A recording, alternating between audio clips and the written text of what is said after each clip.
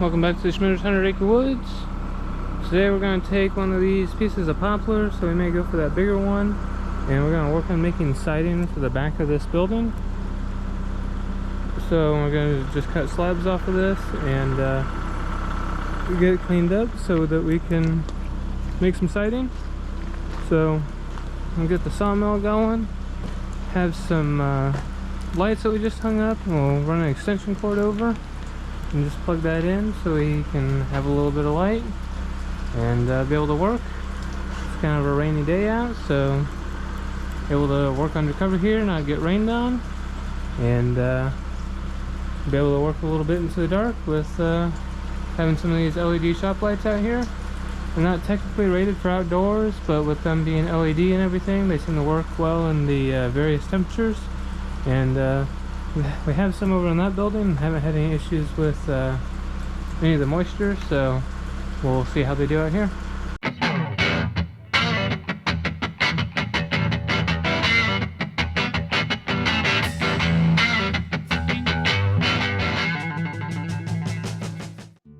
Now that we've got everything under cover, we decided to hang some lights up in the sawmill building. Will allow us to work a little bit later, but then also with the cover on top, it does limit the amount of light that comes in. So get a couple of those hung up so that we can see a little bit better. At this time we don't have power run to the building, so we're just running an extension cord over, but we will work on getting power run pretty soon. Okay, so we want to work on that bigger one that's back there, so use the backhoe to get it swung around, and then use the forks to get it over to the sawmill.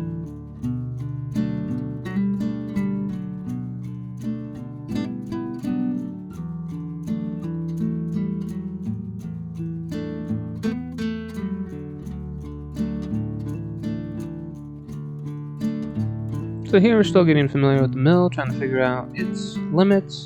So we run the mill down, see exactly where we need to cut it off so that you can go all the way down, because the blade doesn't always actually go all the way to the end, so we're cutting 6 to 8 inches off the end just to make sure we can get the blade all the way through.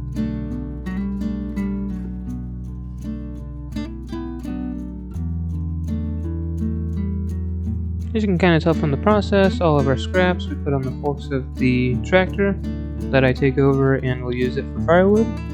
And then we typically have some slabs we take off that have bark on the end. We have a pile that we've kind of put that in that's separate, and it kind of goes up the hill a little bit, and then everything that is finalized we put on the pallet that is directly behind the sawmill.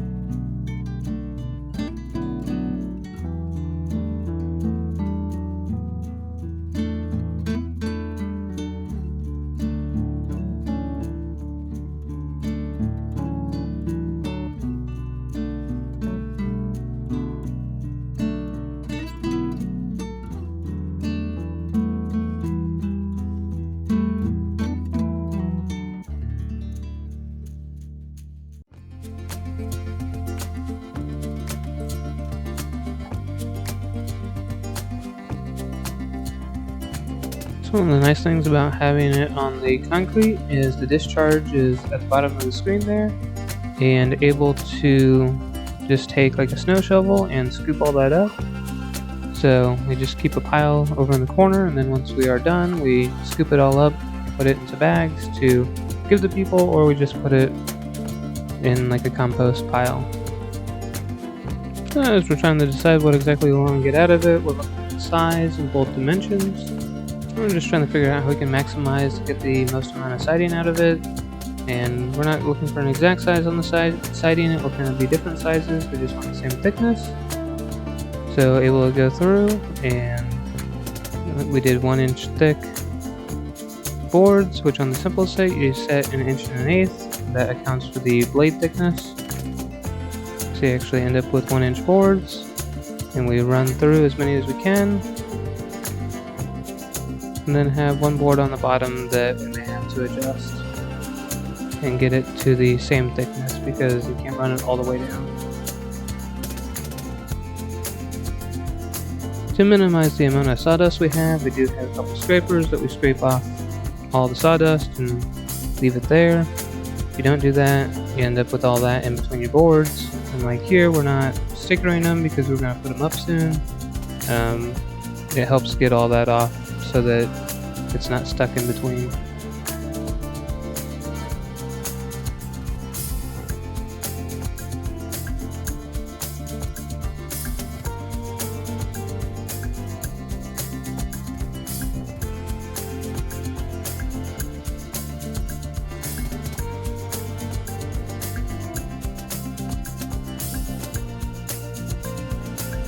Here we're just doing a quick cleanup, so I have a broom that we're able to push everything to the side, and then like I mentioned, have a snow shovel that we can use to kind of scoop all that up, put it in the corner, and then have a couple different means, whether it be boxes that we put the sawdust in, and have some people that want it to put in some of the mud areas so that they're not dragging that around. So that's what we do here, is have a couple of boxes, we just put those in, and looking for ways to get rid of it, because this is just from that one poplar tree, and you end up with quite a bit of it from. Hop on the tractor, gonna pick up the other piece of poplar we have over there, put it on the mill, make some more siding.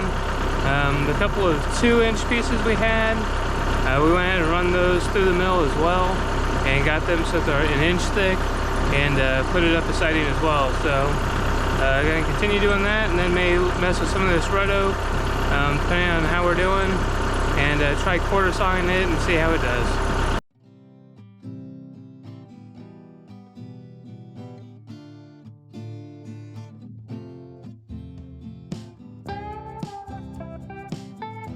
So you notice we do some measuring here in a minute, and basically what we're looking for is to see kind of what size we have.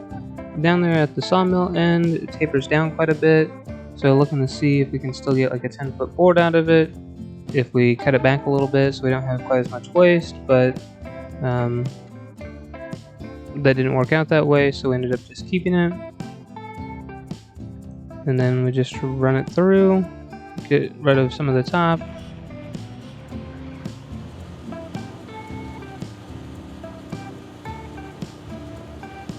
Again, once the weather gets a little bit nicer, I'll kind of walk through this a little bit more. Basically, you have the up-down where my right hand is. On my left hand, it's controlling the forward speed, so you actually just bump it forward. And then you kind of have your thumb on a potentiometer, and that controls the feed rate for how fast you move it forward. So it's kind of a 0 to like 5 situation, so you just kind of vary it with your thumb, listening to the engine to hear the pitch to see if you're hitting anything. And it is a manual start, so you have the lever that you push down, which engages the blade, and then we have the water right there below it, so that you can turn that on and off the valve.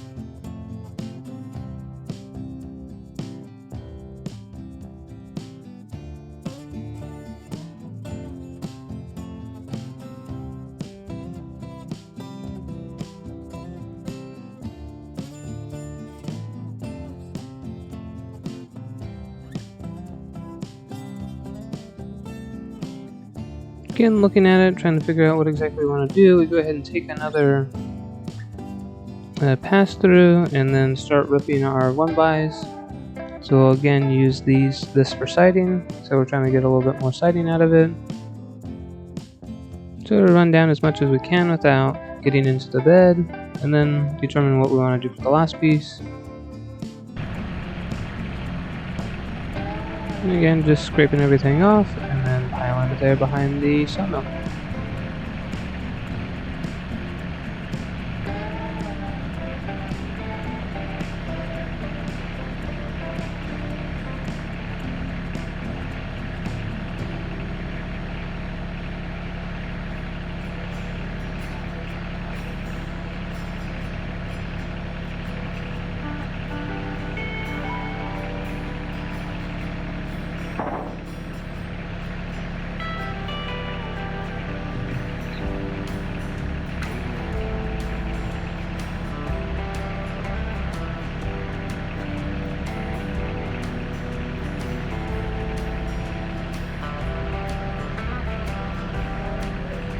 So here's a good shot to show you that back wall is where we're going to put the siding. So it'll be on the outside. We'll do the little wing walls that you see there. Then there's one on the other side of the mill. So that's where we'll be putting the poplar siding. Then I'll have a video to kind of show you how we did that and how it progressed.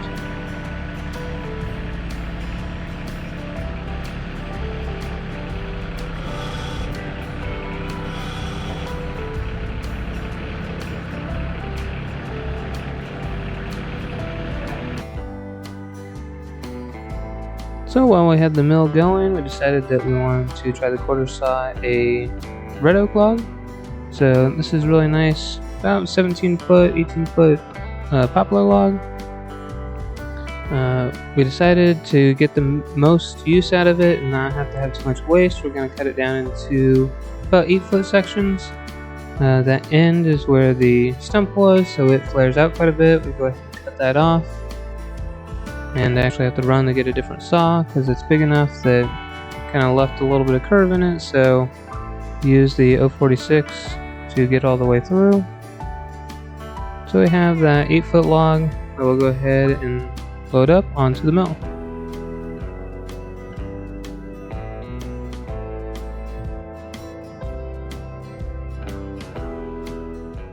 Red oak put on, it's 22 on this end, and on this end it's 19. So have a lot of clone up to do. Oh, let's see, 21 and a half. I looked at it. It seems to Maybe be the other off half of it down there. Yeah. So I'm 22 and 3/4 there. So we'll use the bottle jack to raise that side up just a little bit. We're gonna quarter saw this one. We're gonna take some off the top, rotate, and get like a semi-cant going, just so you have some square edges to work with. And then we'll get back to the center and quarter it, and then work on rotating so that you quarter saw and are always 90 degrees to the grain. So we're gonna do this to kind of get the flat side to begin with. You'd have to raise that side up about 1.5 inches. And then I have a black mark on there I'm going to line up to for this. Okay, so that black mark I mentioned, we went down to the other side and you level the pit of the tree. So definitely when you're quarter sawing you want to do that. So we went down to the other end and measured up about how far you get to about that white ring where you start getting to the really new growth, and measured that on this side to determine where we need to cut. Here's a really good view. You can see the blade going through, and then you can see the debarker working. So again, that debarker is just removing a line of bark right where the blade goes through. In theory, where that blade comes in is where any damage to it's going to happen. So if we remove that bark, it helps keep it sharp. So we rotated here and get the flat side down. You can then take another cut. Again, here we are going to quarter saw, which normally you cut right down the middle and then get it in both directions and get quarters. Here, because of what you're clamping against is really meant for is much better for the square sides. If you get rid of some of this bark, you don't have all of that to attend with after you quarter saw. You have boards that don't have any bark. So that's kind of what we're aiming for here, is to get rid of most of that, and it will allow us to clamp it better and be able to have a little bit better boards at the end. So a tip on the debarker, if you're using something like this, it is a toggle switch, and you kind of keep bumping it into the log because it either keeps getting smaller, it has spots in it, so you kind of keep moving that up against just so it has constant contact with the log.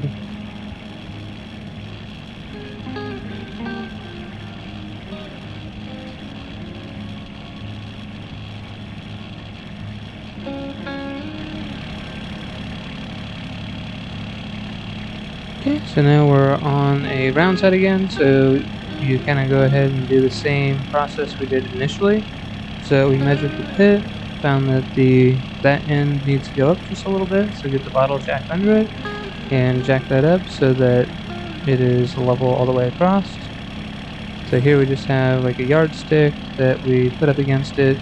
Find that that's a little bit easier than any measuring tape to find that. Again, put a mark on there just so that we know.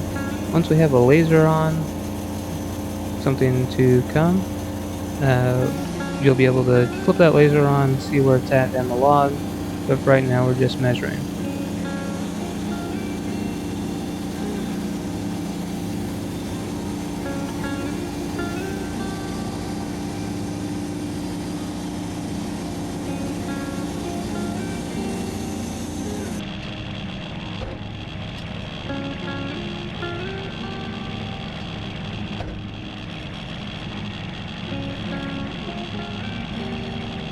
So this process, at least how we're doing it right now, is basically the same as how you do any other log. Later on I'll show you, as we start the quarter saw, it produces better wood. It's supposed to be straighter when it dries. And you also have ray flecking in it, which is kind of where how the growth comes to the tree. It creates really pretty kind of accents in it. But quarter sawing is a lot more time consuming. So you're constantly flipping the log instead of how you saw us use a simple set before and just go down and just keep making cuts until you get to the bottom. Here you have to come back.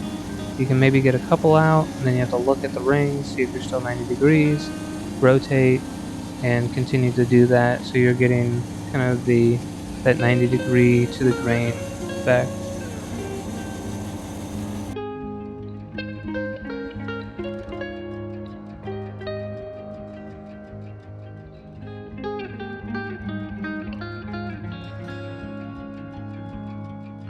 Okay, so we got it all set up to run down the center of the log.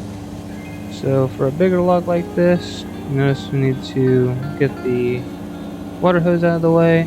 You can see over there on the left how it's constructed. You're getting pretty close. So to do this with a log a lot bigger, you'd have some issue. And actually, just kind of realizing that we probably wouldn't have been able to maybe saw all the way through quarter saw on that initial pass with all the edges there.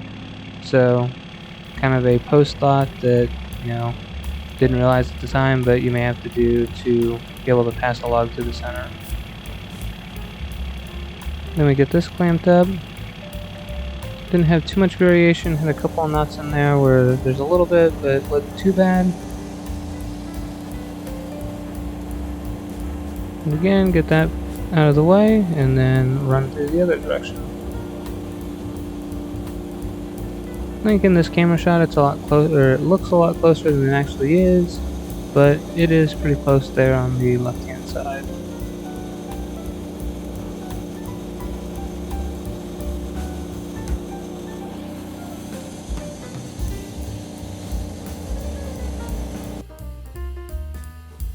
Okay, so now, just for ease, and this red oak's pretty heavy, kind of deal with one at a time. We realized that on this first pass we can go ahead and have both of them since it's already clamped down, and get those two out, and then after that we set it to the side, so we're just having to deal with one since they're two different sizes. You can't do them together.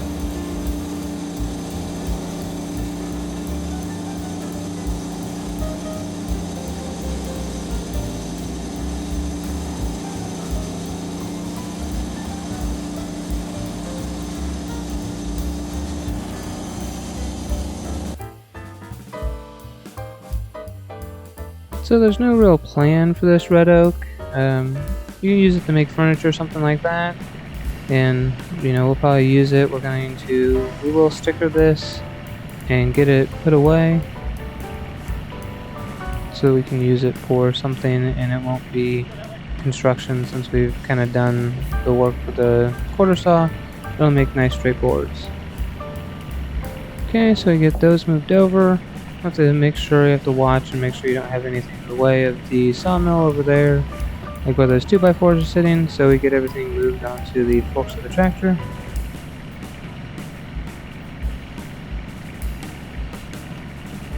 Then, since we have square sides, we can use the supports that are built into the mill and clamp against those. Makes it a little bit easier. Definitely when running through, you don't have to worry about catching any of the black supports that stick up. So here, looked at it, we're able to get 2 passes this direction. Then you notice we'll undo, rotate, and then here I can use the simple set. So you set it on top of the log with manual mode, and then we're doing inch pieces for all of this. So then go down your 1 1/8, counting for the blade, and run through. So you can see that's what I'm doing when I set the blade on top. Every time you rotate it, it changes that dimension, so you have to reset that. Whereas if you're just running through the log normally, you just keep going down. Here we're getting pretty close to the bottom, so kind of did a check here just to make sure, and make sure we're getting our inch and that we're not gonna conflict with anything on the bed.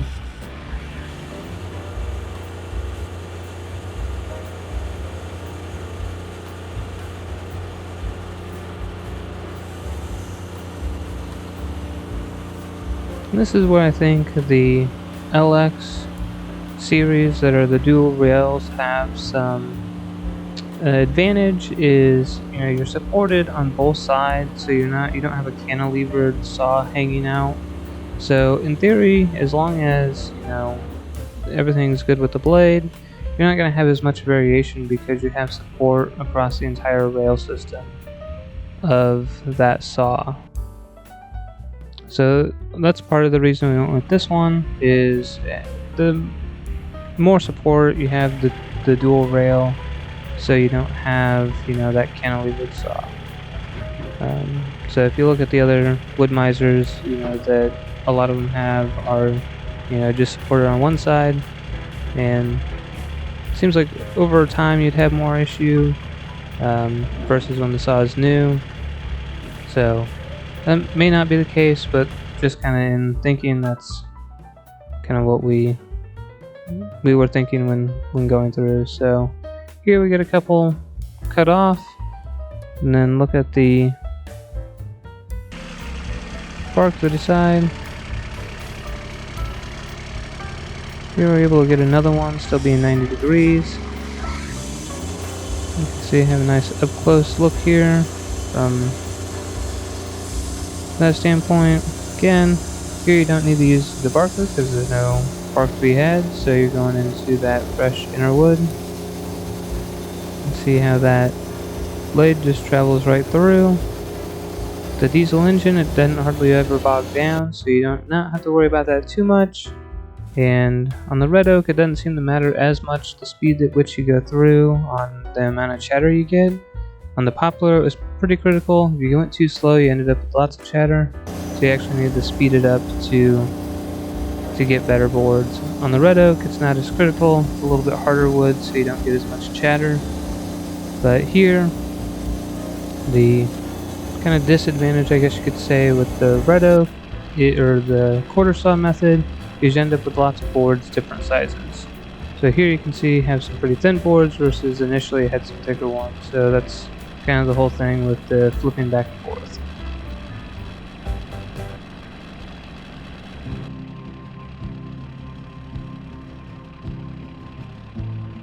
Okay, here's a perfect example of setting the simple set. So you put the blade right on top.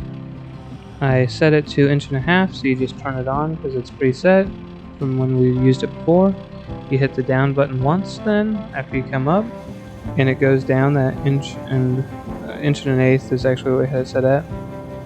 And you can then run through and know that it is set at that thickness.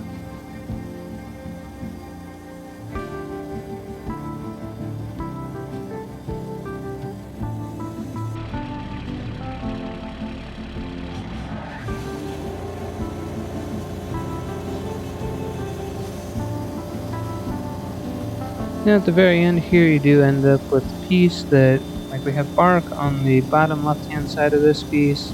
So this is, I believe, the last one we can get out, and you are then kind of left with a little bit of scrap that you know, you can't really get any more pieces out of, so you end up with a little bit of waste, but overall you can typically get quite a few boards out of it. Okay, so here's a look at what we got today.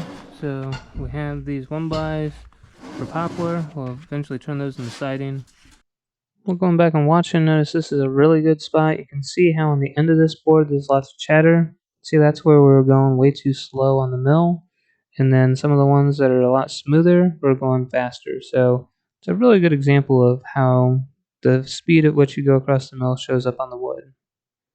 So we got 1, 2, 3, 4, 5, 6 out of that last poplar log. And then this is some of the stuff we've been quarter sawing for the red oak. Have to dig down, find some of the ones with the flucking and stuff in it, but we did these all in 1x that we can use for something, so we'll probably end up storing them inside over there just to use it for something nicer than just kind of construction lumber. Even with the availability of light, we went ahead and called it a night and just stored these pieces that will eventually finish quarter sawing back on the mill, just so that they are undercover.